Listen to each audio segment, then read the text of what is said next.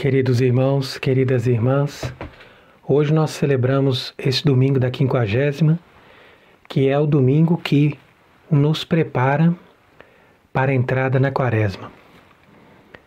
Justamente na próxima quarta-feira, nós receberemos as cinzas que representam o nosso compromisso com a penitência e, ao mesmo tempo, a consciência de que nós somos pó e vamos voltar ao pó, de tal forma que nós dependemos da graça de Deus para nós termos a verdadeira felicidade e para nós termos uma vida que ultrapasse essa realidade terrena e material onde estamos.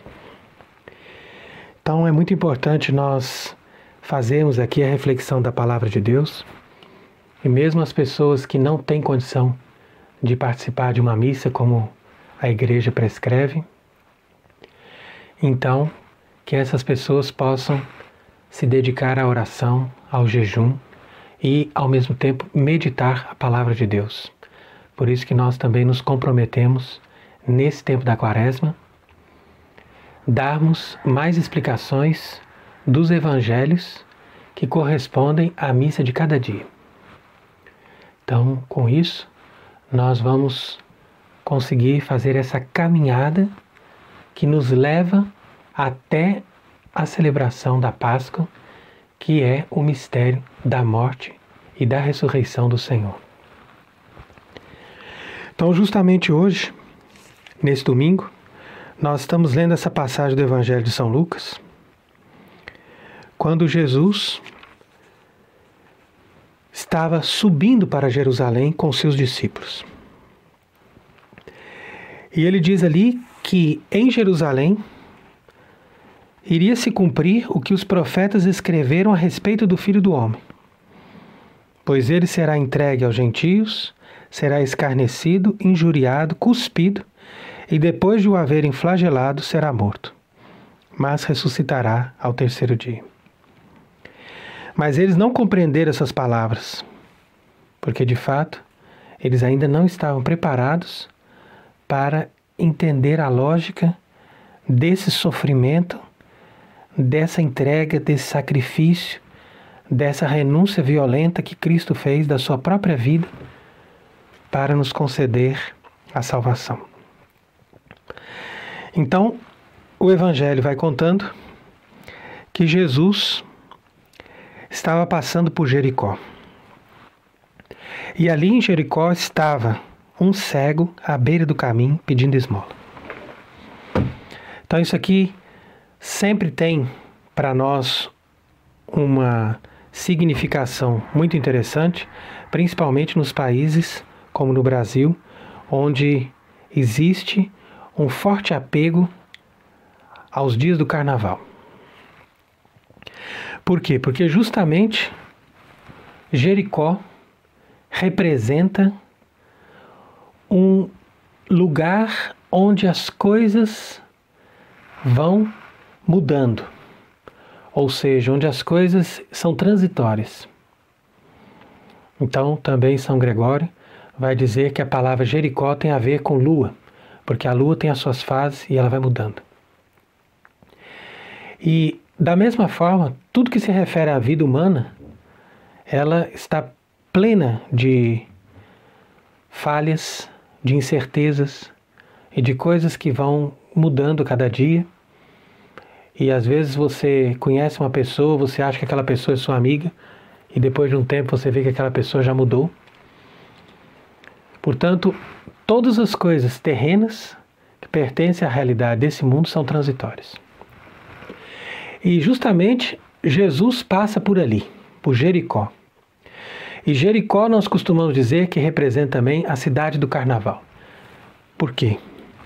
Porque Jericó ficava numa planície, um lugar baixo. E nesse lugar baixo nós podemos associar o comportamento das pessoas com as coisas baixas, com as coisas mundanas, com as coisas que se relacionam à vida animal. Cada vez mais as pessoas estão buscando as coisas baixas.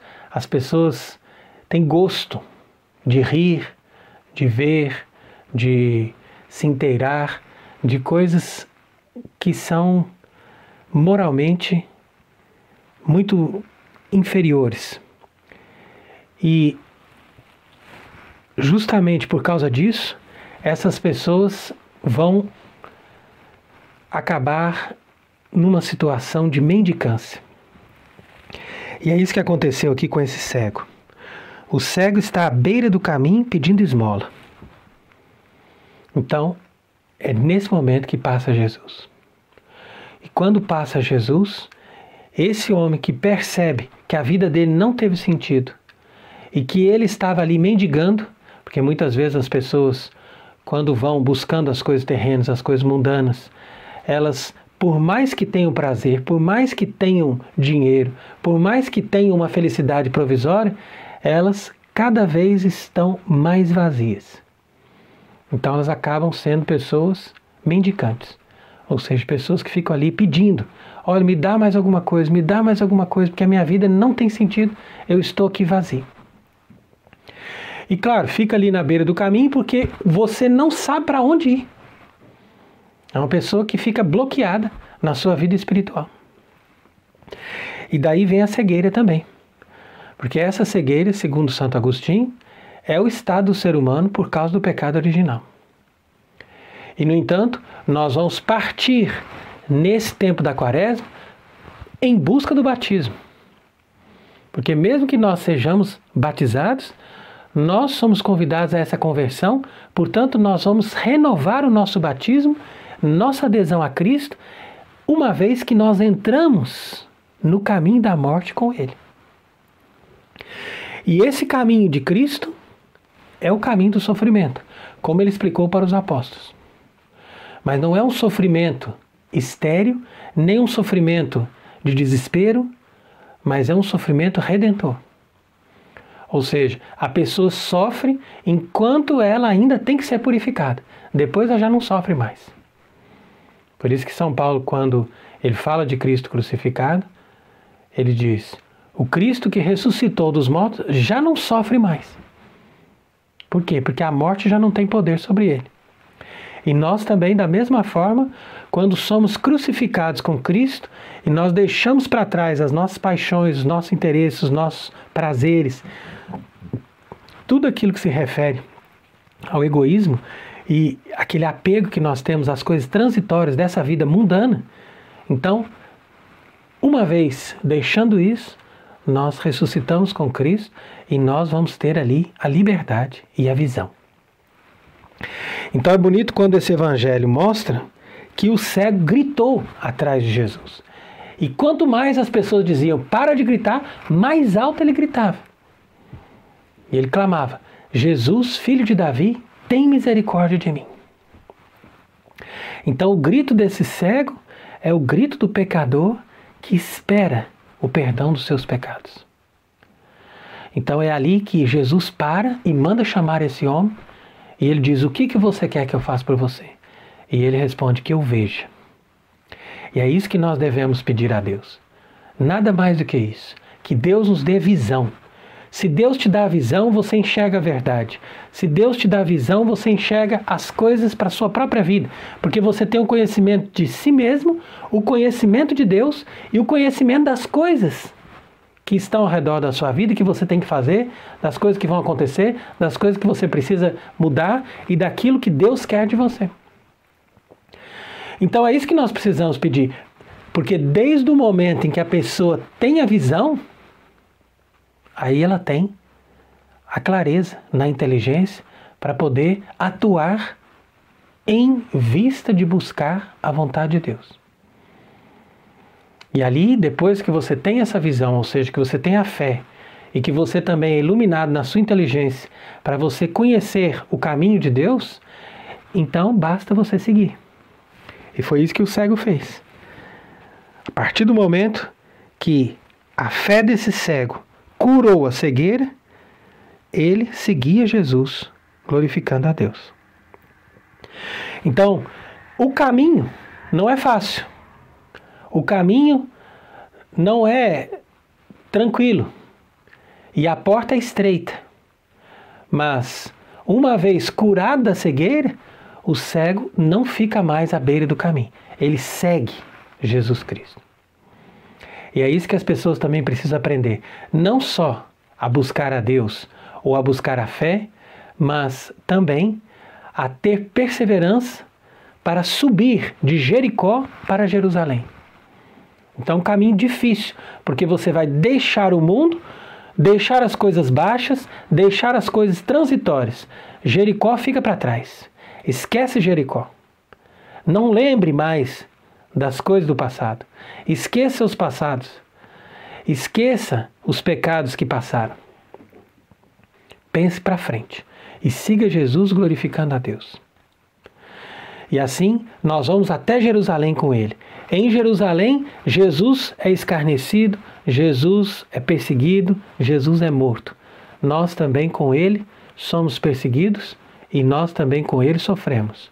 Mas em Jerusalém, ou seja, na medida em que nós alcançamos a plenitude da caminhada da fé, porque é isso que representa Jerusalém, a plenitude dessa montanha, a plenitude dessa nossa fé, lá é onde nós damos a prova da nossa caridade, como está aqui explicando São Paulo nessa primeira carta aos Coríntios, no capítulo 13, que é o texto belíssimo do hino da caridade. E é por isso que São Paulo diz que a caridade é paciente, não é soberba, não é ambiciosa, não busca o próprio interesse, não se irrita, não julga mal e não se alegra com a injustiça, mas se alegra com a verdade. Sofre tudo, acredita em tudo, tudo espera e tudo suporta. Então, essa verdadeira caridade é o segmento de Cristo. Essa verdadeira caridade é a plenitude da vida espiritual. E é em Jerusalém, ou seja, no ponto alto, na plenitude da nossa fé, do conhecimento de Deus, que nós temos que demonstrar, ou seja, que nós temos que seguir o Cristo a ponto de nos unirmos ao sacrifício dele e dar a nossa prova de que nós amamos a Deus acima de todas as coisas. Porque é isso que Deus espera de nós, mais nada. Então vamos seguindo esse caminho, essa montanha, vamos abandonando para trás as obras das trevas e busquemos a luz de Cristo, caminhemos junto com Cristo para Jerusalém. E não sejamos cegos, não sejamos cabeça dura, como muitas pessoas que continuam nessas coisas transitórias, nessas coisas perecíveis, e que se apegam em tudo aquilo que, ao invés de nos trazer verdadeira felicidade, destrói a vida da nossa alma. Então que Deus nos conserve e nos ajude nessa caminhada quaresmal em vista da vida eterna. Amém.